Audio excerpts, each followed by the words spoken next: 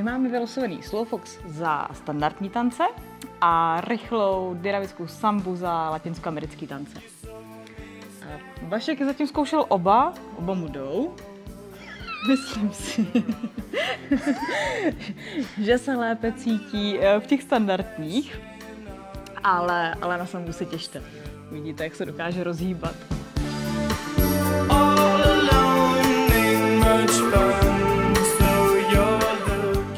Slowfox, protože jsem myška pomalá, takže to mi půjde, teda už mi to začíná jít slušně. A ta samba, to je prostě tanec pro chlapy, který mají tak asi o 80 kg méně, než mám já. Když tohleto velký rozhejbem, tak to bude stát za to.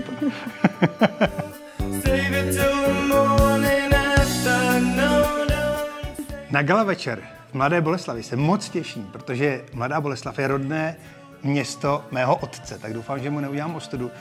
A Verunka říkala, že se pokaždý na to těší. Já jsem zvědavý, kdo se bude těšit i se mnou. Těším se. A Bolka je rodné město i mého otce.